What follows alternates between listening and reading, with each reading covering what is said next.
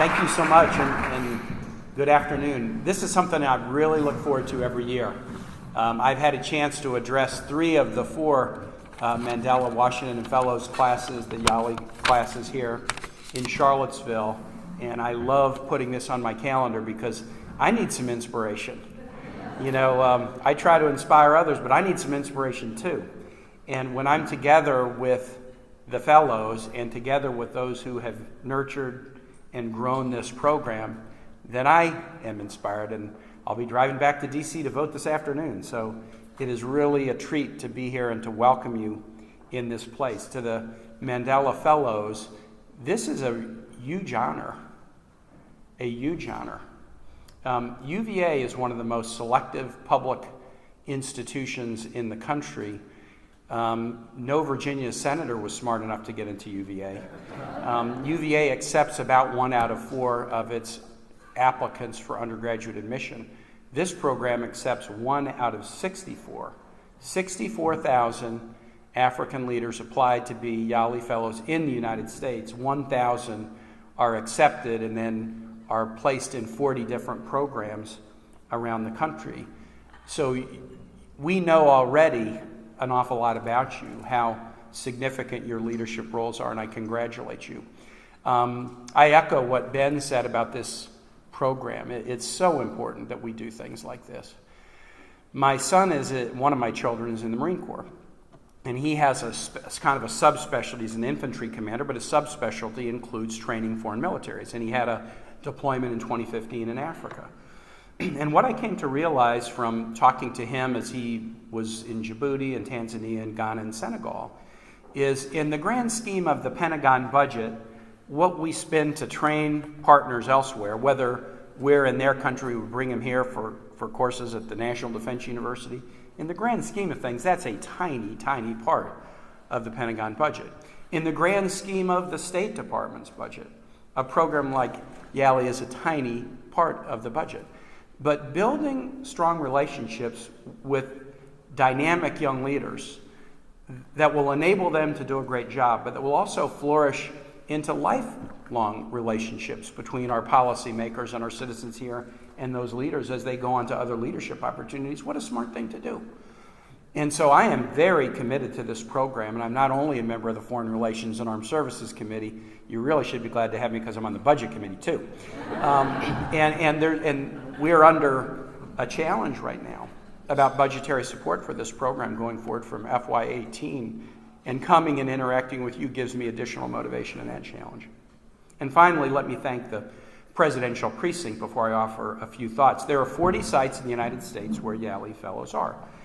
I don't think any have what this site has. I mean, first, as you'll experience over the next 6 weeks, this is the birthplace of modern democracy, and the institutions and the individuals and the values and the concepts and the aspirations that still shape our destiny and our hopes every day really were birthed in this part of the world. But also you have this amazing collaboration. It's not just one university, it's 2 great universities, the University of Virginia, Mr. Jefferson's university, and the university that educated Mr. Jefferson and so many others of the framers, the College of William and Mary. You have these presidential homes, Monticello and Highland and Montpelier. You have Morven working together in a collaborative way. And I'm sure that there's collaborations among the other 39 partners, but I doubt there's one as rich and as historically important as this one. And to President Sullivan, our host today, I'll have to tell you, I've already been working for you today. I was about to get my picture taken with the fellows out front, and I was walking up, a guy just stopped me and goes, "Hey, what goes on in that building?" And I said, "What do you mean, or what are we doing right now?" He said, "No, I mean, what goes on in that building?" I said, "Well, this is the center of Mr. Jefferson's University. What happens in the Rotunda?" I said, "It's a beautifully restored place for special events like this event that we're just having from young leaders from Africa." And he said, "The reason I'm asking is I got my daughter here on a college visit." I said, "Okay, now let me talk to you about this choice of a college." And I proceeded to become like a freshman tour guide and like give the best elevator spiel that I could. Thanking the precinct, but especially UVA, for always kicking this off and being so generous. I want to offer just a couple of thoughts to the fellows. And Ben graciously told you a little bit about me. I have had somewhat of a unique experience in government because I've been a local official, a state official, and a federal official. 8 years as a city councilman and mayor in Richmond, 8 years as a lieutenant governor and governor in Virginia, now 4+ years. I guess it's 6 if you include my national work as national party chair in the Senate. Somebody introduced me about a year ago and said only 29 people in the history of the United States have been a mayor, governor, and senator. And I thought, clearly that can't be right, because there's so many governors who serve in the Senate. So I went and asked the Senate historian, could you confirm that? And the Senate historian came back and said, that's true. In the history of the United States, 29 people have been a mayor, governor, and senator. And then I immediately remembered why. Being mayor will kill you. It's okay to go from governor to senator. You can do that. But being mayor, that's a different thing. But I have had experience, having come from a very non-political family, growing up in a very non-political family, marrying into a quite Republican political family. My wife's dad was the first elected Republican governor of Virginia. And now I've had the opportunity to serve at these different levels. So it's from that perspective that I offer these thoughts. And the second thing I'll say is, in addition to local, state, federal, I've also done some sort of domestic and international work. Ben gave me a slight change in title. I was a Jesuit volunteer in Honduras, not in the Peace Corps, but working with Jesuit missionaries in Honduras when I was a youngster, when I was 21 and 22. And now, as a governor, did trade deals and did some work around the country, and now in the Senate working on armed services and military and foreign relations issues. I focus not just on domestic priorities like saving healthcare, but also on the role that America plays in the world. And that's the basis of the 3 points I want to offer. First, I want to congratulate and encourage you in your tremendous civic engagement. I've had the opportunity to read a little bit about both what you've done, but also what your area of interest and passion is going forward. And I want to encourage it because, and maybe you have this experience where you live, I travel around this country and I travel around this world. And I meet a lot of very talented and altruistic young people. And when I say to them, you think you might run for office one day? They basically laugh at me. And they say, politics is so bad. And I've heard this on the West Bank, and I've heard it in Tel Aviv, and I've heard it in Istanbul, and I've heard it in Honduras, and I've heard it in Richmond, and I've heard it in Charlottesville. I'm a talented, idealistic, young person. Why would I want to be engaged in government or politics? I'm a really optimistic person. Only 2 things ever sort of dent my natural optimism, and that is low voting turnout in our country and a reticence about going into government or public service by people that I think are really talented and who would be great at it. And it's just so important. It's so important that people who have the passion that you do consider doing the hard work of politics and government, and also consider what you can do to encourage others to do the same. And so whether your focus is education or LGBT equality or smart national security strategies or economic development or gender equality, whatever your passion is, and there are so many different ways to serve the public, obviously, but I hope in the many chapters that will make up your life that part of how you exercise that passion is in serving the government of your country or community. And I will tell you this, you will not regret it. The T-chart of the tangible benefits and disadvantages of public service looks very long on the minuses and increasingly short on the pluses. If I try to convince young, energetic people to think about public service, they say, I don't want to fundraise, I want to have some privacy, I'd like time with my family, a million reasons not to do it. I will tell you the joys of public service and government service are pretty heavy, though, on the intangible side. They don't easily fit on a T-chart, and I'll just give you one example of this and move on to my second point. In our country, and maybe the same as in your country, people have a short attention span. So I know there will be a day when I'll no longer be in politics, and it'll be 2 weeks later, and I'll run into somebody in Richmond, where I've lived for 33 years, and they'll say, didn't you do the weather on TV? Or people have a really short memory a really short memory about those of us who do this. And as soon as we're not doing it, we're sort of yesterday's news. And I got out of local politics and had a little bit of that experience. Then I was in state politics. And I got out of state politics, had a little bit of that experience. And now I'm in federal politics. But there will be the day where I'll lose a race or decide not to run. And 2 weeks later, somebody will come up to me and they will have forgotten anything I ever did. But I won't forget it. I drive around every corner in my city and I see something that wouldn't be there because if I hadn't been on city council and a mayor. And I drive around every part of the Commonwealth and I can see something that wouldn't be there if I hadn't been lieutenant governor. And if nobody else remembers it, I remember it. And it puts a smile on my face wherever I go. And so that's not something that's going to fit on the T-chart easily. But in terms of what matters to a life well lived, feeling a sense of, I worked hard and I accomplished things and my community is slightly different and slightly better. We're humble. We can't make the, dramatically different. A president can. Most of us can't. But we can make it slightly better and slightly different in ways that affect so many people. So that's my first congratulations to you and encouragement to you. You will not regret it if in one of the chapters of your life you actively engage in serving the government of your country. Second, and related to this, one of the things you're going to learn in this birthplace of democracy over the next couple of weeks is the power of individual leaders.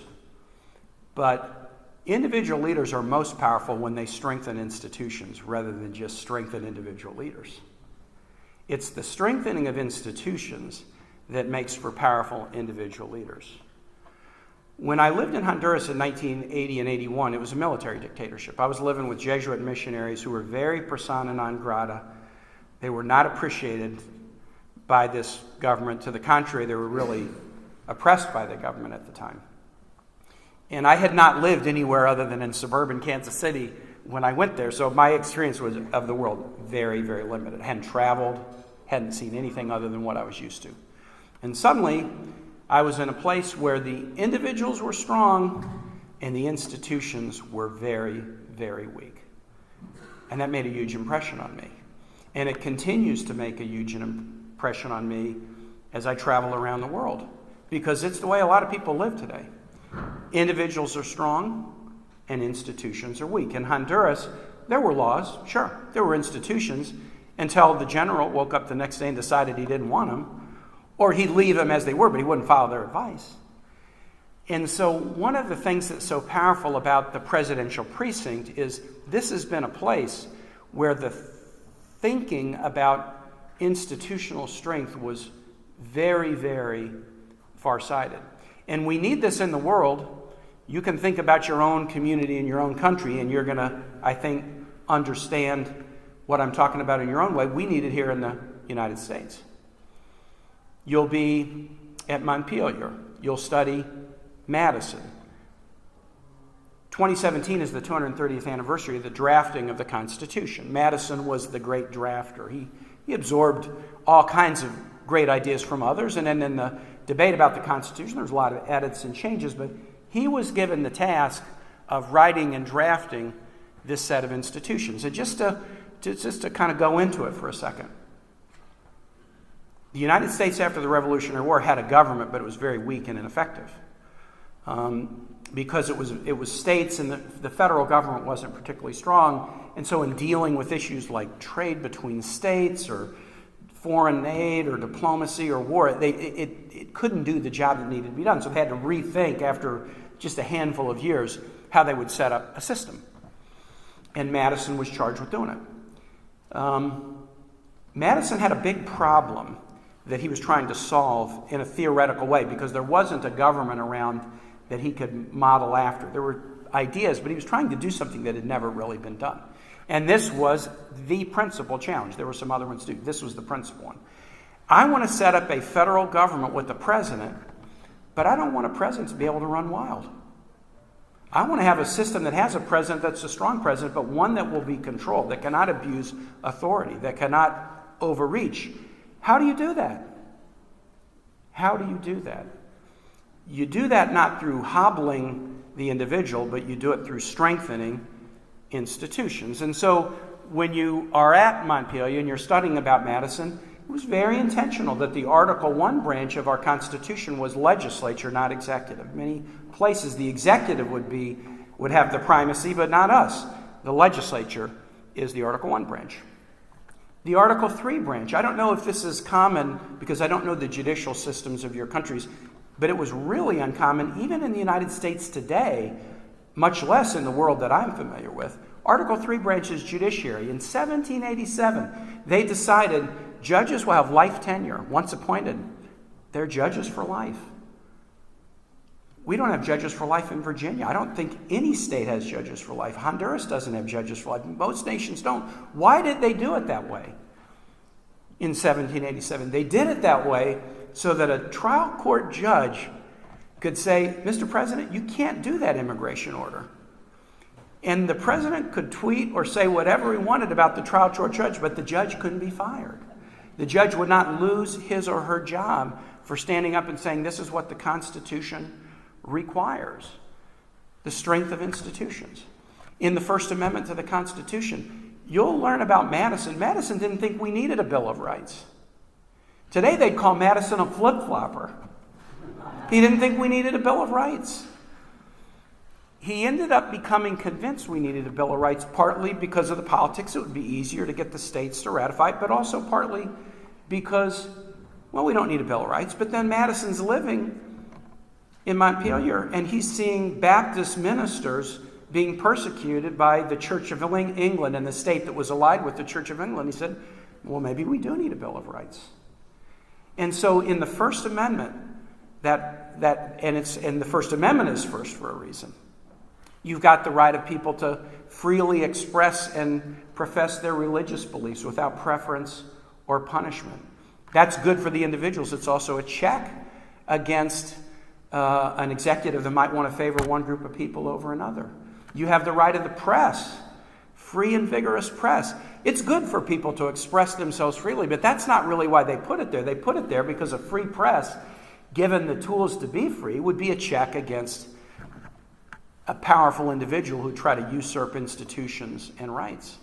And then the most powerful of all in the First Amendment, the right of the people to peacefully assemble and petition their government for redress of grievances. That's put in the First Amendment. Peaceful protest, civic activism, engagement in civic affairs and civic life. This is all part of the system, the theoretical system that Madison put in place, hoping we could create a system with the president, but we would guard against the president or any leader from going farther than they should go. And so that's the second thing that I will say to you. This is a unique opportunity for you. Just as we can see areas where our institutions can be stronger, you'll grapple in your own communities and countries with areas where the institutions can be stronger. And that, at the end of the day, in a paradoxical way, that's the best test of the strength of an individual, is can the individual strengthen institutions? Because it's not about the individual. It's about can the individual strengthen institutions that will last. And then the third thing, and you're already, I'll go back to my first one. I'm congratulating you for already modeling this behavior, taking global engagement importantly, as an important thing within Africa, within the nations of Africa, but beyond. We're having a battle right now in the Budget Committee where the development, USAID, diplomacy budget is proposed to be cut by a third, $55 billion down to $37 billion in 1 year. And bluntly, I had a meeting with the Secretary of State, and he told me, well, we can't spend that money.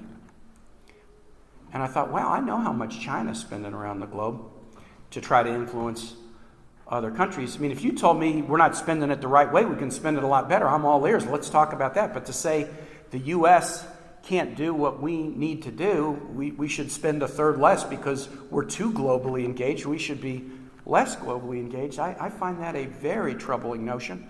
The people that you're going to study here, Jefferson was an ambassador, Monroe, a Secretary of State, Madison thought deeply about the relations of the United States to the rest of the world, and we haven't had a single great president in this country who didn't have very deep thoughts about the role that the U.S. should play in the world. Now, the role we should play in the world is going to be different in 2017 than in 1941 or in 1787, but it's still a very important thing.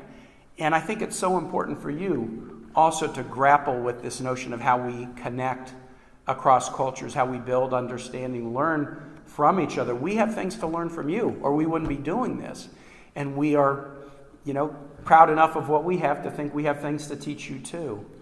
But I hope you will all be finishing this, not just great leaders in building your own country's institutions, but I hope you'll all be small A ambassadors for your country and for understanding between peoples of different nations and different continents. As I conclude, I'll just say one more thing. Why young African leaders here in Virginia, here in the United States? This is really, really important. In 2019, we commemorate in this country the 400th anniversary of the arrival of the first Africans into the English colonies.